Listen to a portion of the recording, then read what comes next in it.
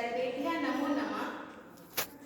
अस्मान् कालान्ते भक्तां स्वागतम् अभिवादनम्। मम नाम श्लेखा कुमारी।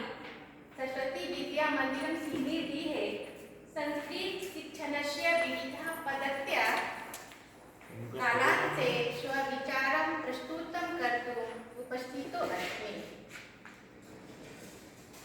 संस्कृत भाषा की भाषा अस्ति। संस्कृत विश्वस्य प्राचीनतमा भाषा अस्ति। दैवीय प्रेरणया उत्पन्ना अयं देवभाषा इति कथ्यते। अस्याम् एव अस्माकं धर्मः, अस्माकम् इतिहासः, अस्माकं भूतं भविष्यं सर्वं सुनिहितमस्ति। एतस्य महत्त्वं ज्ञात्वा इदानीं भारतसर्वकारः अपि पुनः जनभाषा कर्तुं 1999तः 2000 वर्षं संस्कृतवर्षम् उद्घोषितवान्। अतः संस्कृतभाषायाः अध्ययने सर्वे भारतस्य संस्कृतिः रक्षणीया। यदा अहं संस्कृतभाषा अध्ययनं करिष्यामि तदा संस्कृतभाषा रक्षणीया भविष्यति।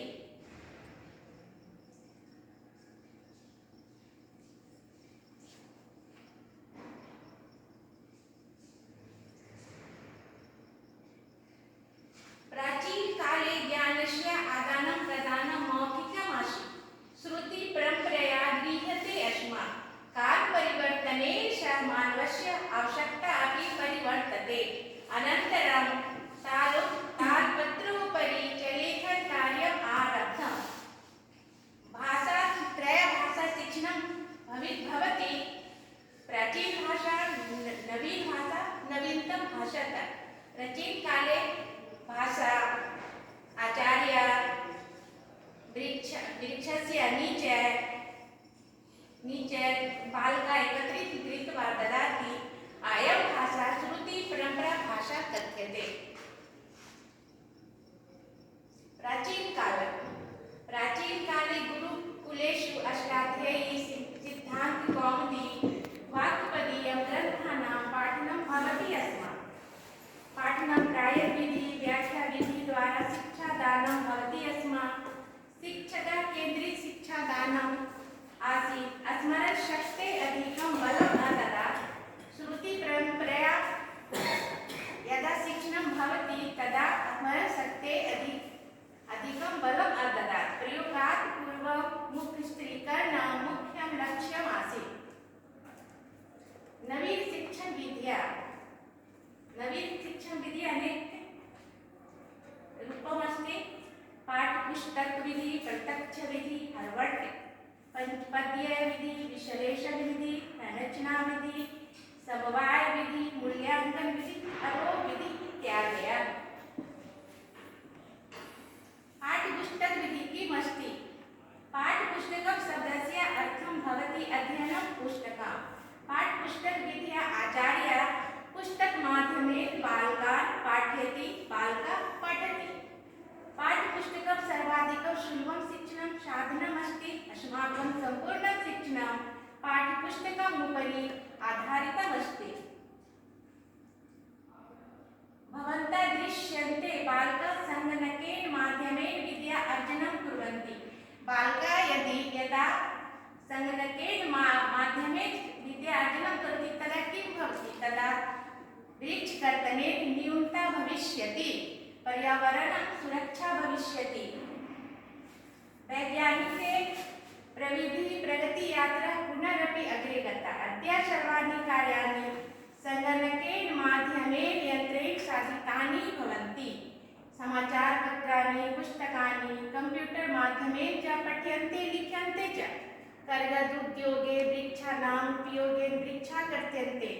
तदा परं सङ्गणकस्य अधिकाधिकप्रयोगेन वृक्षाणां कर्तने न्यूनता भविष्यति इति विश्वासः। अनेन पर्यावरण सुरक्षायाः दिशि महान् उपकारो भविष्यति। यदा वयं सङ्गणकेन माध्यमेन पाठयामः तदा पर्यावरणस्य उपरि कृतज्ञाः भविष्यामः।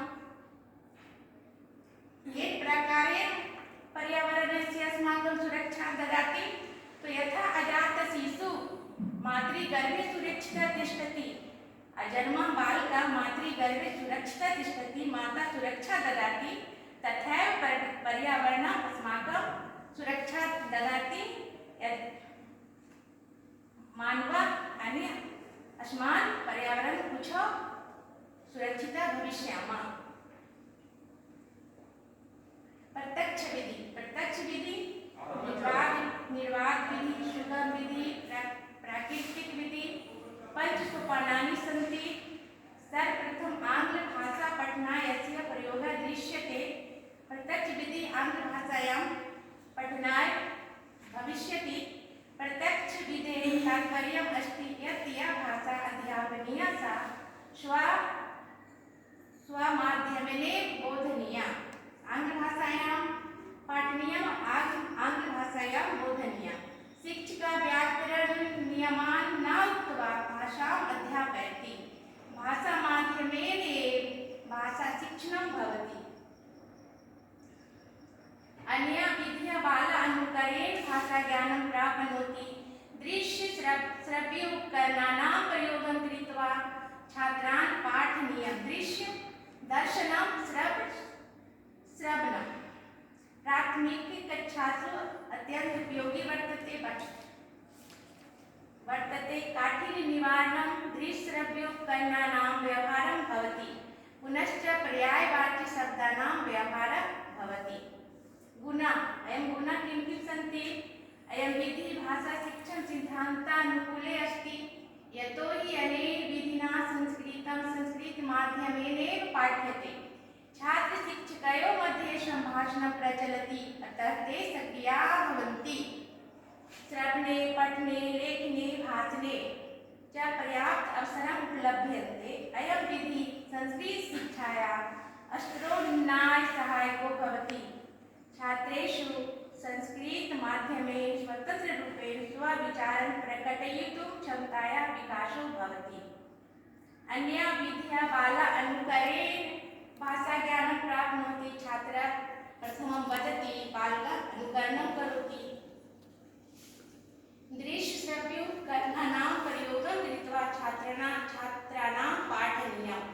प्राथमिक कक्षासु अत्यन्त उपयोगी वर्तते. काठिन्य निवारणं दृश्यश्रव्योपकरणानां व्यवहारं भवति. पुनः पर्यायवाचि शब्दानां व्यवहारः भवति. गुणः अयं विधिः भाषाशिक्षण सिद्धान्त अनुकूलो अस्ति. यतो हि अनेन विधिना संस्कृतं संस्कृतमाध्यमेन पाठ्यते. छात्र शिक्षकयोः मध्ये सम्भाषणं प्रचलति, वाग्विवादं प्रचलति, अतः ते सक्रियाः भवन्ति. श्रवणे, पठने, लेखने च पर्याप्त अवसरम् उपलभ्यते. अयं विधिः संस्कृतशिक्षायाः अस्तरोन्नयनाय सहायको भवति. छात्रेषु संस्कृतमाध्यमेन स्वतन्त्ररूपेण स्वविचारं प्रकटयितुं क्षमतायाः विकासः भवति. छात्र स्वविचारं संस्कृतमाध्यमेन करोति. तस्मात् अन्या विधिया बाला अनुकरणेन भाषाज्ञानं प्राप्नोति. दृश्यश्रव्योपकरणानां प्रयोगं कृत्वा छात्राणां पाठनीयं. प्राथमिक कक्षासु अत्यन्त उपयोगी वर्तते. काठिन्य निवारणं दृश्यश्रव्योपकरणानां व्यवहरति. पर्यायवाचि शब्दानां व्यवहारः.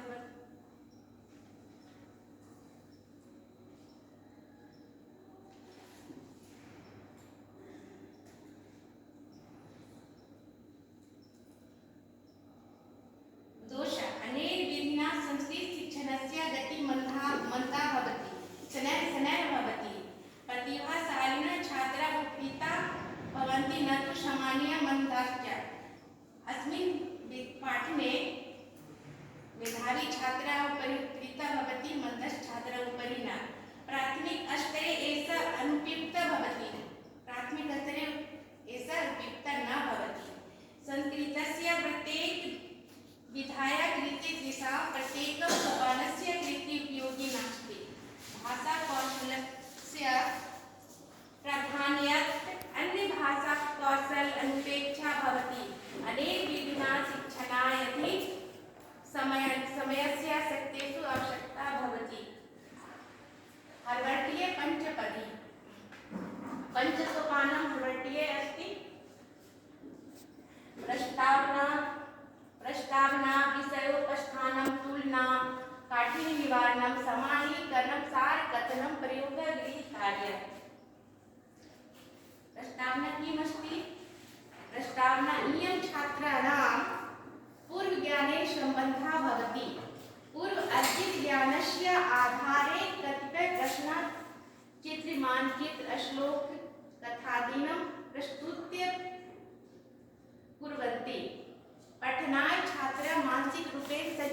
क्रियन्ते। पाठस्य सूचना शिक्षके कक्षायाम् उद्घोष्यते। यः पाठः पाठयति तदा बालकः कक्षायाम् उद्घोष्यति। द्वितीयसोपानं विषयोपस्थानं। नवीनपाठस्य शिक्षणं प्रारभ्यते। प्रत्येकं विधायगृहीते विषयोपस्थानं शैली भिन्ना भिन्ना भवति। यथा गद्यपाठे आदर्शवाचनम्, अनुवाचनं, पश्चात्वाचनम्, अशुद्धिसंशोधनं, विधिः काठिन्यनिवारणं, पाठप्रवर्धनम् इत्यादयः। तृतीयसोपानं तुलना कृत्वा बालकः पाठयामः। छात्रे येषु स्थलेषु काठिन्यम् अनुभूयन्ते तासां निवारणाय समभावानां भावनानाम् उदाहरणैः दृश्य श्रव्योपकरण सारकथनेन च प्रयोगः क्रियते। चतुर्थसोपानं सामान्यीकरणम्। सोपाने अस्मिन् छात्राः पाठस्य निष्कर्षं प्रति गच्छन्ति। स्वयं छात्राः पाठसमाप्त्या पश्चात् बालकाः निश्चयम् उपरि गच्छन्ति। यथा व्याकरणपाठे उदाहरणेभ्यः नियमान् प्रति, गद्यपाठे पाठस्य मुख्यसारं प्रति, नियमानां सिद्धान्तानां स्रोतः साधनां च सामान्यीकरणं क्रियते। पञ्चसोपानं गृहकार्यमस्ति। पाठस्य अध्ययन अनन्तरं नवार्जितज्ञानस्य प्रयोगाय शिक्षणस्य सफलताय परीक्षणाय शिक्षकः अभ्यासकार्यं कारयिष्यति। विद्यार्थिनां याः शङ्काः सन्ति तदा अपकरोति। आचार्यः पाठसमाप्तम् उपरि प्रश्नः करोति। विद्यार्थी शङ्कासमाधानं कुर्वन् प्रश्नं करोति, उत्तरं ददाति च। तेभ्यः किञ्चित् मौखिकं लेखनं कार्यं वा ददाति। अस्य मुख्य उद्देश्यं छात्रे सम्पादितज्ञानस्य परिपोषणम् अस्ति। संरचनाविधि, अनुवादविधि। संरचनाविधि किम् अस्ति? संरचनाविधौ वाक्यनिर्माणं करणीयं। सरलवाक्यानां निर्माणं कृत्वा बालकः भाषायां दक्षता प्राप्नोति। यदा कक्षायाम् आचार्यः सरलवाक्यं प्राप्नोति, बालकः दक्षतां प्राप्नोति। यदा बालकः कार्यम् अपि ज्ञातुम् इच्छति, तस्य भाषायां सरलवाक्यम् अर्थपूर्णम् अवबोधः सर्वप्रथमम् आवश्यकम् अस्ति। वाक्यनिर्माणं। राम वनं गच्छति, वनं रामः गच्छति, गच्छति वनं रामः। किञ्चिदपि वदतु अर्थपरिवर्तनं न भवति, परन्तु आङ्ग्लभाषायां तथापि वाक्यनिर्माणं न भवति। यथापि वाक्यनिर्माणं कुर्वन्ति तथापि दोषं भवति। वाक्यं सा पुस्तकं पठति, सा पठति पुस्तकं। तो विद्यालयं गच्छता विद्यालयं तो ते फलानि खादन्ति, त्वं गीतं गायसि। युवां हस्त, युवां दुग्धं पिबत, अहं पत्रं लिखामि अहं पत्रम्। आवाम् आपणं गच्छ, वयं जलं पिबामः, सः पुष्पं पश्यति इत्यादि। विश्लेषणविधि। विश्लेषणविधि किमस्ति? पूर्णात् अंशं प्रति गच्छति विश्लेषणविधि कथ्यते। पूर्णात् प्रति शिक्षणं सूत्रे आधारितं भवति। आचार्यः स्वसम्पूर्णस्य पाठस्य विषये वस्तुं संक्षिप्ते प्रस्तुतं करोति। तत्पश्चात् पाठस्य विविधेषु अंशेषु शिक्षणं करोति। आचार्यः पाठं पूर्णं कृत्वा, यथा शृङ्गालः काकः च, एकः शृङ्गालः अस्ति, एकः काकः अस्ति। काकः वृक्षे अस्ति, काकः मुखं मांसखण्डम् अस्ति। शृङ्गालः काकः पश्यति, मांसखण्डं दृष्ट्वा लुब्धः अस्ति।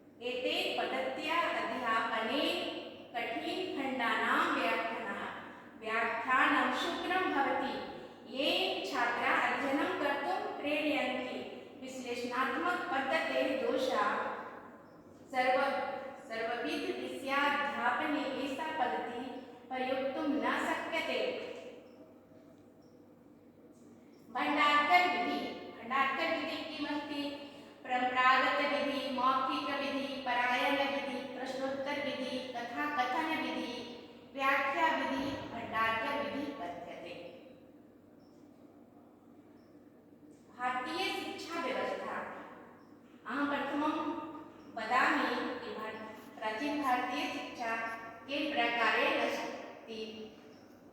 प्राचीनमठेषु मन्दिरेषु परम्परागतविधिना शिक्षणं प्रचलति स्म। टोल् संस्था अपि सञ्जाता। द्वितीयप्रकारः अस्ति आङ्ग्लमाध्यमेन शिक्षणं। प्रथमतया आङ्ग्लविद्यालयानाम् आरम्भः लार्ड् बङ्गालराज्ये कृतः। तदनन्तरं 30 आङ्ग्लविद्यालयः आरब्धः। तत्पश्चात् भारते 30 आङ्ग्लविद्यालये आरम्भम् अभवत्। व्याकरण अनुवाद पद्धति भण्डारकर पद्धति कथ्यते।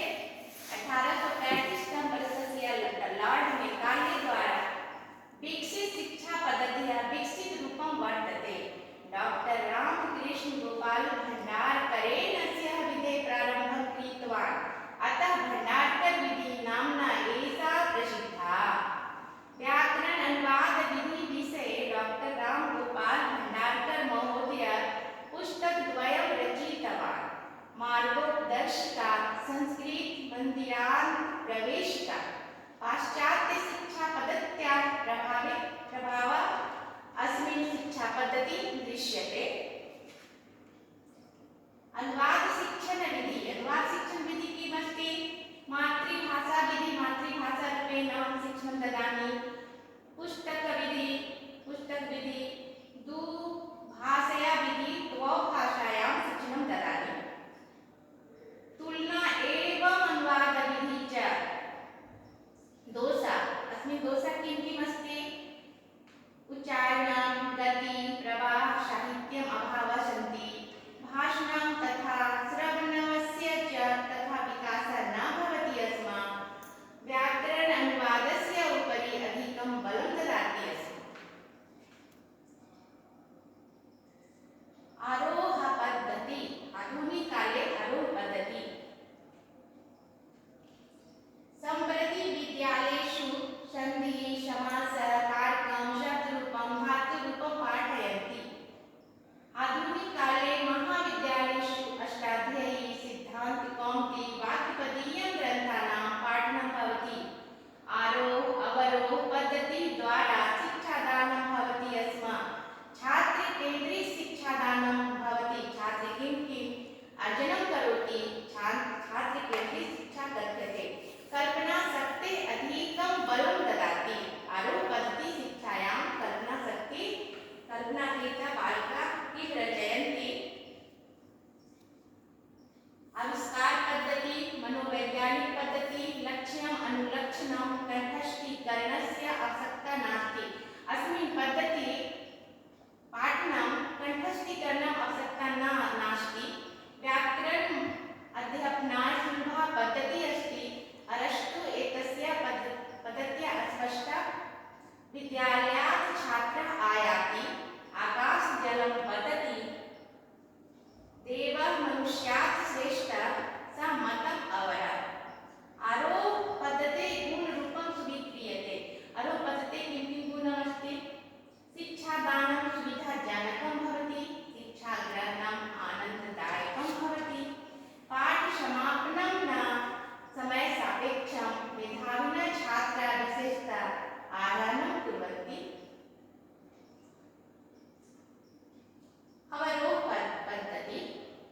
अवरोह पद्धत्या गुणः दोषः। शिक्षा व्याकरण पद्धति। अयं पद्धति अमनोवैज्ञानिक पद्धति मन्यते। जोस् हल्डेन् प्रतिपादयति। प्रथमतः परिभाषा नियमो वा पाठ्यते ततः अर्थः। परिभाषा प्रथम कथ्यते तथा अर्थः। व्याख्याय प्रयोगान् प्रदर्श्य तत्त्वानि स्पष्टीक्रियन्ते।